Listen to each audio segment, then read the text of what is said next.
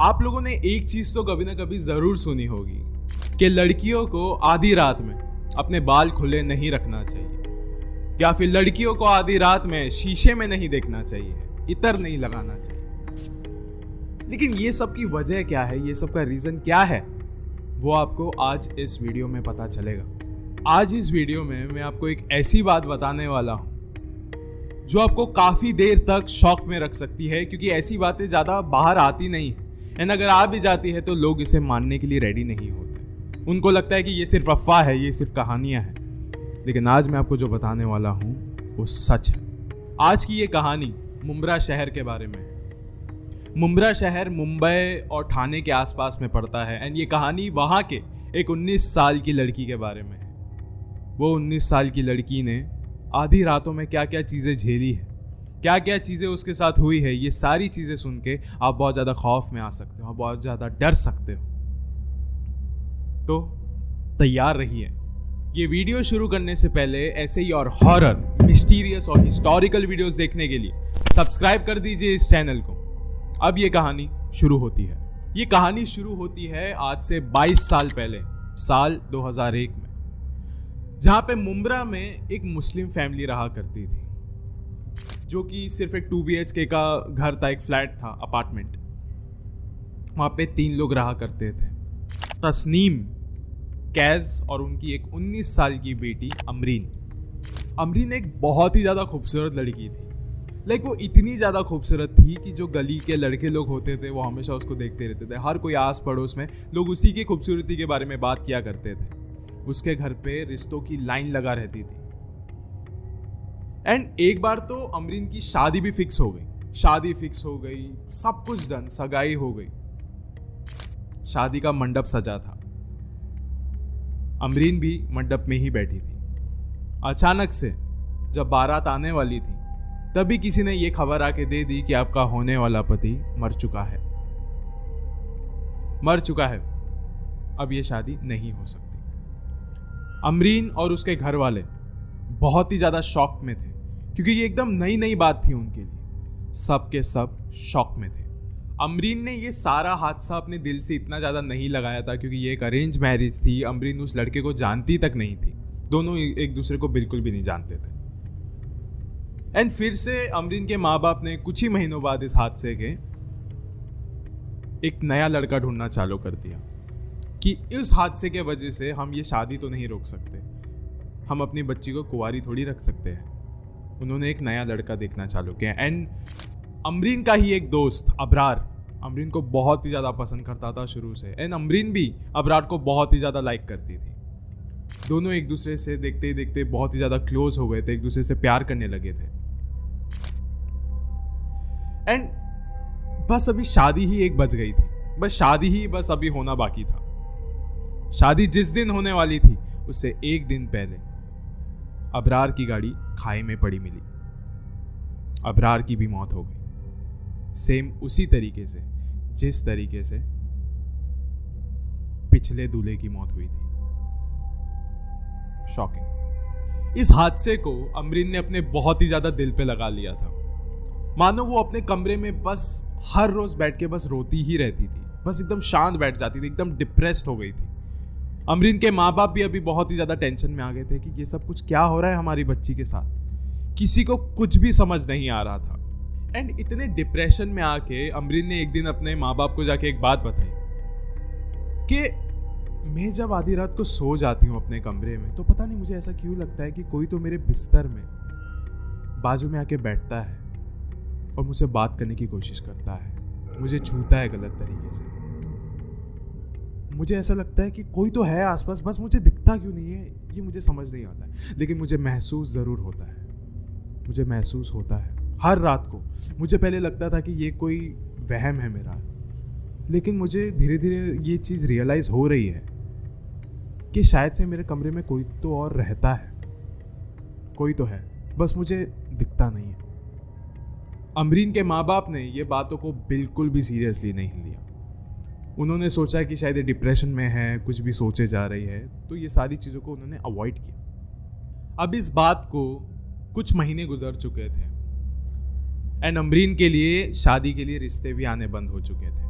कोई भी नहीं चाहता था कि उनका बच्चा अमरीन से शादी करे, क्योंकि ऐसी अफवाह उड़ चुकी थी कि जो भी लड़का अमरीन से शादी करेगा उसकी मौत डेफिनेटली आनी ही है।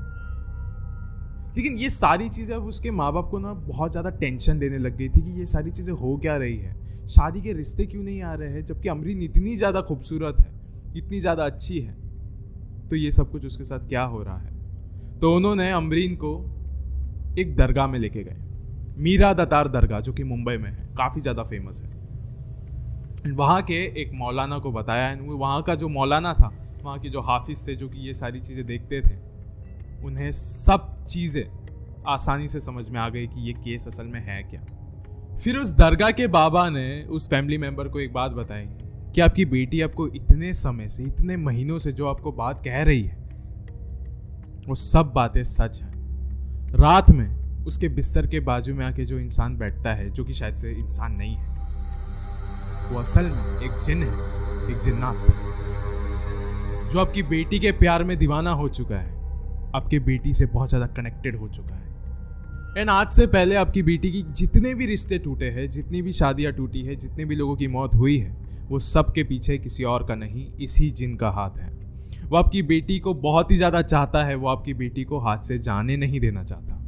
ये सब के पीछे वो जिन ही है। फिर उस बाबा ने अपने कुछ टोटके आजमाने के बाद अमरीन के घर वालों को कुछ बात बताई कि मुझे कुछ चीज़ें अभी जाके पता चली है अमरीन के बारे में, कि अमरीन की एक बहुत ही ज़्यादा बुरी आदत है, एंड उस आदत के वजह से ही अमरीन आज इस हालत में आ पहुंची है। एंड वो आदत कुछ इस तरीके की थी कि अमरीन शाम के समय पे नहा धो के अपने बालों को खुला रख के बाहर जाया करती थी, एक बहुत ही ज़्यादा स्ट्रॉन्ग परफ्यूम यूज़ करके, एक इत्र का इस्तेमाल करके। एंड वो जिस जगह पे जाती थी वो एकदम ही ज़्यादा सुमसांग हुआ करती थी।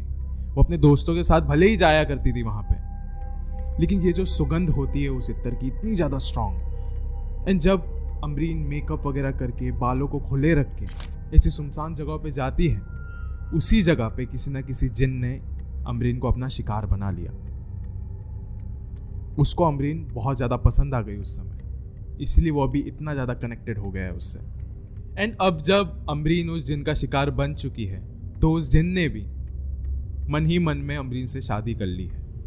मतलब मन ही मन में उस जिन्नात ने ये चीज़ मान ली है कि अभी अमरीन मेरी है, मैं जो चाहे इसके साथ कर सकता हूँ। एंड आज हर रात को जब भी अमरीन को ये चीज़ें महसूस होती थी, तो वो जो जिन रहता है वो अमरीन के पास उसी फितरत के साथ आता है, एक पति के फितरत से, कि हाँ अब ये अमरीन मेरी है, मैं इसके साथ कुछ भी कर सकता हूँ, कुछ भी। तो उस मौलवी ने कहा कि अभी आपको जल्द से जल्द अमरीन का इलाज शुरू करना होगा, वरना वो जो जिन है वो और ज़्यादा अट्रैक्टेड होता जाएगा अमरीन के साथ, वो उसको किसी और की होने नहीं देगा, या फिर वो खुद अमरीन की जान ले लेगा।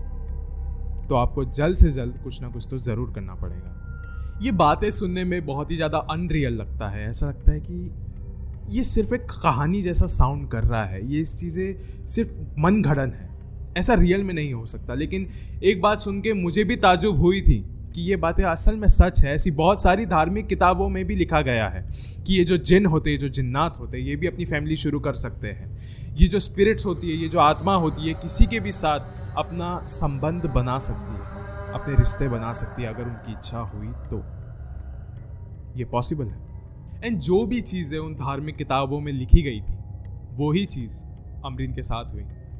सेम टू सेम केस था अमरीन का, जो भी चीज़ें थी सेम। आज इस बात को 22 साल गुजर चुके हैं। अमरीन की उम्र 42 साल है, एंड अमरीन आज भी कुंवारी है, उसकी शादी नहीं हुई, उस जिन ने शायद से खरने ही नहीं दी। उस 19 साल की लड़की की ज़िंदगी बर्बाद हो गई थी उसी दिन के बाद जब उस जिन का पहली बार सामना हुआ था अमरीन के साथ। आज भी वही बात बताई जाती है कि अमरीन आज भी उस जिन का सामना करती है हर रात को। आज भी आता है वो अमरीन के बिस्तर पे, बाजू में सिर्फ बैठने और उससे बात करने। क्या पता और भी बहुत सारी चीज़ें होगी जो हमें बताया नहीं गया, या फिर हमें सुनने नहीं मिली अभी तक, या फिर उस फैमिली मेम्बर्स ने हमें बताना नहीं समझा। एंड ये जो कहानी है मुझे और किसी ने नहीं बल्कि खुद अमरीन की माँ ने सुनाई थी। बस अमरीन की तस्वीर में नहीं बता सकता, उस फैमिली की तस्वीर दिखाने की मुझे परमिशन नहीं है। उन्हें ऐसी बहुत सारी और भी बातें हैं जो कि मैं आपको बता सकता हूँ, लेकिन ये उस घर वालों के लिए शर्म की बात होगी। उनकी प्राइवेसी को हार्म करना ये हमारा काम नहीं है, उनकी बेइज्जती हम नहीं कर सकते। गाइस, किसी भी माँ बाप के लिए एक बहुत बड़ा टॉर्चर होता है जब उनकी एक इकलौती लड़की घर पे अकेली बैठी रहती है, रात को किसी एक बहुत ही ज़्यादा ख़राब चीज़ का सामना करती है, जब उनकी बेटी अपना फैमिली नहीं शुरू कर सकती, बस ऐसे ही शांत अपने घर पे बैठी रहती कुंवारी, तो माँ बाप के लिए एक बहुत बड़ा टॉर्चर होता है, बहुत ज़्यादा उनको भी दुख होता है। लेकिन अभी आपके भी मन में ऐसे बहुत सारे सवाल आ रहे रहेंगे कि अमान भाई, अगर अमरीन के साथ ये सारी चीज़ें हो रही थी उस घर में, तो उन्होंने वो घर छोड़ क्यों नहीं दी? अब मैं आपको एक बात बता देता हूँ कि अलग अलग तरीके के जिन होते हैं, उनके भी ख्यालात अलग होते हैं, इंसानों की तरह होते हैं। कुछ ऐसे जिन होते हैं कि जिनको एक प्रॉपर्टी से प्यार होता है, अपनी एक जगह से प्यार होता है, वो अपनी जगह से बाहर नहीं निकल सकते, उनको उसी जगह पे रहना चाहिए। लेकिन कुछ ऐसे जिन रहते हैं जिनको सिर्फ और सिर्फ इंसानों के बदन से प्यार होता है, उनकी खूबसूरती से प्यार होता है। लेकिन ये जो दूसरे कैटेगरी वाले जिन होते हैं, जिनको सिर्फ और सिर्फ खूबसूरती से प्यार होता है, ये असल में सबसे ज़्यादा खतरनाक होते हैं। वो अपने प्यार के लिए किसी की भी जान ले सकते हैं, चाहे वो कोई भी हो, कितना भी बड़ा आदमी हो, उनके लिए कोई फ़र्क नहीं पड़ता। वो बहुत सेल्फिश होते हैं अपने इंसान के लिए, अपने प्यार के लिए। लेकिन हम इनसे बच भी तो नहीं सकते हैं, क्योंकि ये लोग हमें दिखते नहीं हैं, सिर्फ महसूस होते हैं। एंड अगर ये आपको महसूस होने लग गए तो एक चीज़ समझ जाइए कि अभी आप में और अमरीन में कोई भी फ़र्क नहीं बच चुका है। क्योंकि ये जो जिन्नात होते हैं, ये जो शैतान होते हैं, ये जो खबीस होते हैं, ये एक इंसान को तभी महसूस हो सकता है जब वो आपसे बहुत ज़्यादा करीब हो चुके होते हैं, या फिर वो खुद चाहते हैं कि हाँ, अब ये मुझे भी महसूस करें। अगर आप उन्हें महसूस कर सकते हो तो भी इनसे बच के निकलना बहुत ही ज़्यादा मुश्किल होता है, जैसे अमरीन का था। सो आज अंत में मैं आपसे बस इतना ही कहना चाहता हूँ कि अगर आप एक औरत हो और आप शाम को कहीं पे बाहर जा रहे हो, तो एक चीज़ का ध्यान रखिए कि आपके बाल खुले नहीं होने चाहिए, आपके ऊपर कोई स्ट्रॉन्ग परफ्यूम नहीं होना चाहिए, क्योंकि ये चीज़ उन्हें बहुत अट्रैक्ट करती है। आपकी अपनी खुशबू उतनी ज़्यादा अट्रैक्टिव नहीं होती है जितनी कि आपकी परफ्यूम की होती है। ये लोग आपको बहुत ही ज़्यादा अट्रैक्टिव समझते हैं, ये खुद आपसे कनेक्ट हो जाते हैं। ये सिर्फ एक इशारा ले लेते हैं आपसे कि शायद से ये इंसान भी मुझे एक इशारा दे रहा है इससे जुड़ने के लिए। एंड अगर आप किसी भीड़ जैसी इलाके में जा रहे हो तो ठीक है, वहाँ पे आप इतर लगाइए, कुछ भी करिए, कोई दिक्कत नहीं होगी। लेकिन अगर आप किसी वीराने जगह पे जा रहे हो जहाँ पे सिर्फ और सिर्फ अंधेरा है, एंड वो भी रात में, तो उस वक्त संभल के रहिए, इतर ना ही लगाइए तो ज़्यादा बेहतर होगा, वरना क्या पता अगली कहानी आपकी ना बन जाए। शुक्रिया।